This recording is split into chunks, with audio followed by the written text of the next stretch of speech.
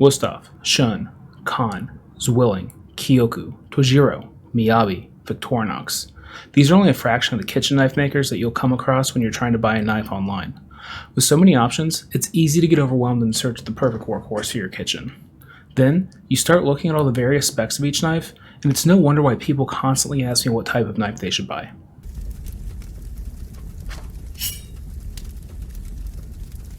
In this video, I'm going to tell you about everything you should be looking for in a knife, to hopefully alleviate the stress of picking one out, and even recommend you a few of my favorites if you're still having trouble making a decision.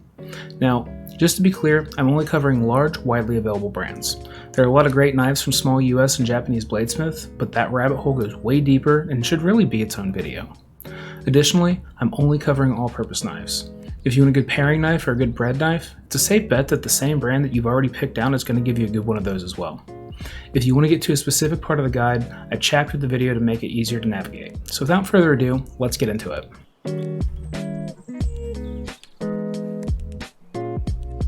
First off, you have to determine what style of knife you want. Do you want something smaller that gives you a greater sense of maneuverability? Or do you want something big that can handle whatever you throw at it? What's your cutting style? Do you rock chop, where you leave the knife in contact with your cutting board, moving it up and down in a rocking motion? Or do you prefer to push cut, where the blade comes up off the cutting board and then comes down in a forward motion for each cut?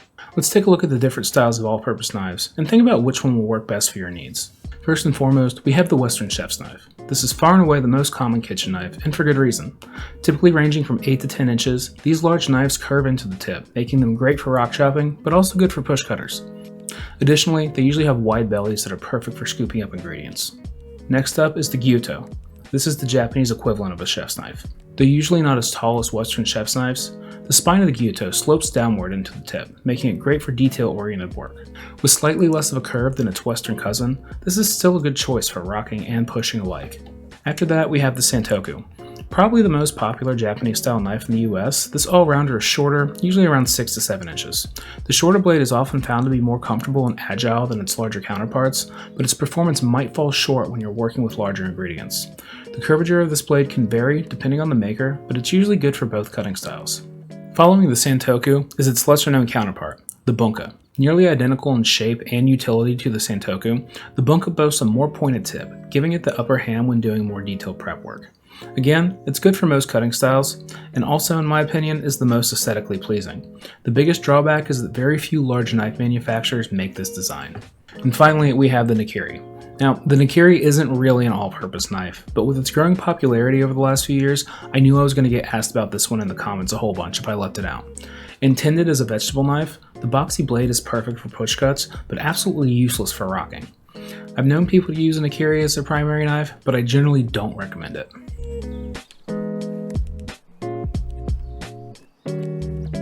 Okay, so now you know the basic shapes to look for in a knife, and what their pros and cons are, but that's just the tip of the iceberg. Before we get into handles, let's talk about Tang. No, not the orange powdered drink mix that astronauts love, and definitely not the 2001 movie Pootie Tang that no one loved. No, the Tang is the part of the knife that extends off the back of the blade that the handle is fixed onto. It's common to see a knife referred to as full Tang, which means that the Tang extends all the way down to the end of the handle. This is good as it adds to the durability of the knife and contributes to the overall balance. It's not the end-all be-all though, as most wall handle blades are 3/4 Tang and they're just as good. It's important to note that the handle shape that you go with is strictly a matter of preference. It only affects the performance of the knife as far as what you would find the most comfortable. This applies to handle material as well. Most handles are fashioned out of some sort of wood, such as rose or paca wood, or out of a composite material, such as G10. Wooden handles can be very attractive and comfortable, but require a little bit of care, such as the occasional oiling. G10, on the other hand, doesn't look as good as wood, but you can pretty much run it over with a car and it'll be fine. As far as shapes go, let's get into it. First off is the Western grip. This is far and away the most common type of handle you'll see. It's simply two pieces of material that have been riveted together on either side of the Tang. Traditionally, these handles are somewhat boxy, but more contemporary knife makers are producing them with more rounded shapes. After that is the wah handle. This is a traditional Japanese style grip, usually octagonal or perfectly round in shape. Rather than two pieces riveted, the Tang is set inside a single piece and fixed with glue. A variation of the wah is the D grip. Most commonly seen on Shun's classic line, this handle is shaped to fit comfortably into the right hand. Reverse D grips do exist for lefties like me, but unfortunately they're rare and come at a premium price due to specialized production. And lastly, we have the teardrop. Shaped like an upside down teardrop, or maybe like a guitar pick, this is a somewhat newer design, and in essence is just an ambidextrous D-grip.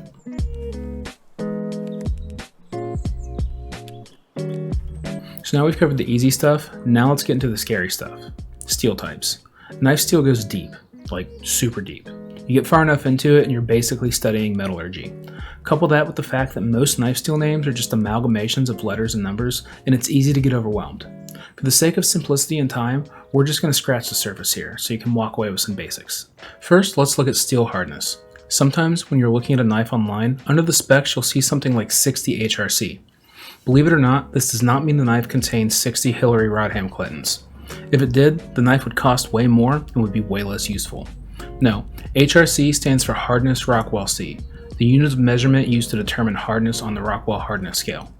Knife hardness is determined largely by the type of steel it's made with, but also by the efficacy of the heat treatment process used during the production of the knife.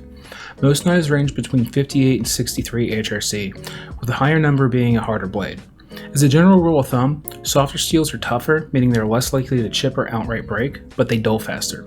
Harder steels are the opposite. If you're not careful, they can chip easily, especially at the tip, as I've done on more than one occasion, but they have much better edge retention and will need sharpened way less frequently.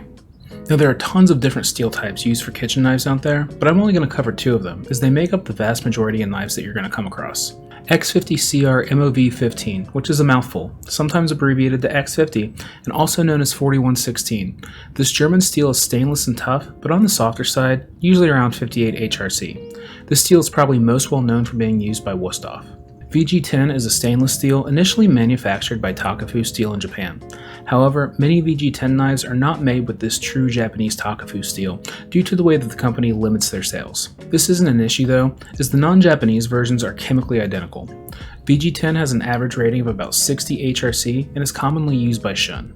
Well, what about Damascus? Well, Damascus isn't actually a type of steel, at least not in the sense that we're talking about.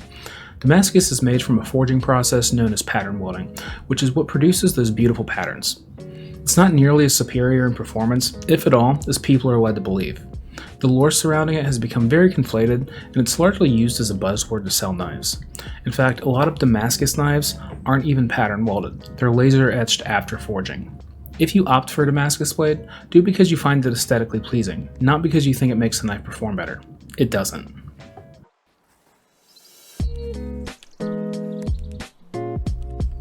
Okay, so you figured out what kind of blade you want. You decided on a handle, and you're even pretty sure about the steel. So now you just need to go out and buy one, yeah? Well, hold on for a second. The thing you have to worry about now is the actual place you get it from.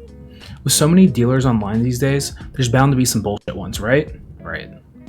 Lots of online shops just rebrand cheap AliExpress knives with their own logo and sell them at a premium. Let's go over some red flags of buying a knife online. First, and probably most importantly, how much info is actually on the website. Steel and handle type, hardness rating, weight, where the knife was made, things like that. The more information they provide, the better. A lack of info means a lack of knowledge or that they're hiding something. Next, and this is a big one too, watch out for overtly Japanese websites that aren't actually Japanese brands. These sites will often throw out random Japanese words, talk about samurai, and generally try to paint an aura of Eastern mysticism, but nowhere on the website will it say that they're based in Japan. Those knives are made in China. Look at the pictures on the website. Is the knife being held improperly in an action shot, such as holding the knife at the handle rather than a pinch grip? Is the knife blatantly photoshopped into a stock picture? Stay far away from that. Some online sellers always seem to be having a sale, and the sale is always some outrageous markdown. This is frequently accompanied by a timer that's counting down. This is a selling tactic used to create a sense of urgency in the buyer because the product doesn't speak for itself. And finally, this knife is sharp. This is my huge pet peeve. Like, no shit, it's sharp. It's a knife. Its primary function is to be sharp.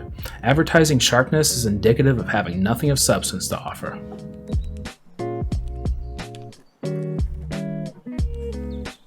One last topic I want to touch on is basic knife care. You're about to spend a fair amount of money on a good knife, and it's important that you know how to care for it. Rule number 1, don't ever put your knife in the dishwasher. Always hand wash it. Dishwashers will warp your knife and you'll never get it back to normal. Use a honing steel or a leather strop regularly to maintain your edge. This is not the same as sharpening. This is simply a process that prolongs dulling. Also, don't use a steel on anything above 60 HRC as you run the risk of chipping the blade. Store your knives on a magnetic wall strip, or spend a few bucks on some simple blade guards if you need to keep them in a drawer.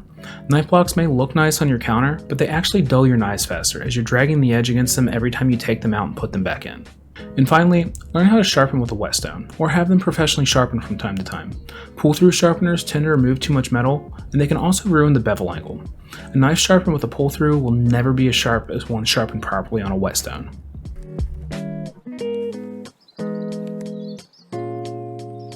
So now you know the basics back and forth, but you're still torn and you just want me to tell you what to buy. Well, I got you. But before I do that, if you feel I provided you with some value with the video, do me a favor and hit that thumbs up. It really does help me out a lot. And if you're not subscribed, consider doing that if you want more kitchen gear and cooking content.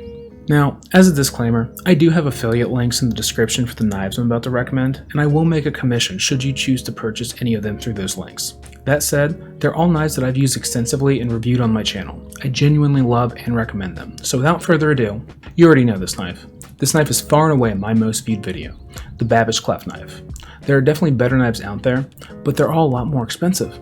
At right around 20 bucks, there is not a better option if you're on a really tight budget.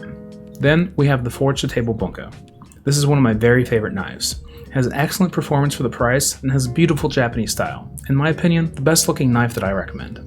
And here's my other favorite knife, the Khan Chef's knife. Heavily endorsed by Kenji Lopez Alt, this knife is light, nimble, and balanced, and my pick for the best all-around knife. Plus, a portion of every sale goes to the charity foundation Feeding America. And finally, if you're looking to spend a lot, the Zwilling Kramer Euroline Carbon. Designed by legendary master bladesmith Bob Kramer, the craftsmanship on this thing is otherworldly and its performance matches.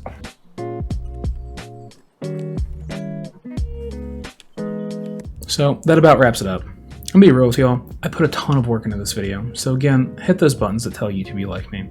Share this video with your friends and family so they don't make a mistake, and leave a comment telling me what your favorite knife is.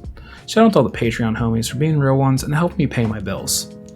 If you want to chat more about knives or cooking or anything else, you can join my Discord server. If you want to hang out with me and watch some FoodTube, follow me on Twitch where I have a completely inconsistent stream schedule. I think that about does it. I love y'all. I'll see you soon.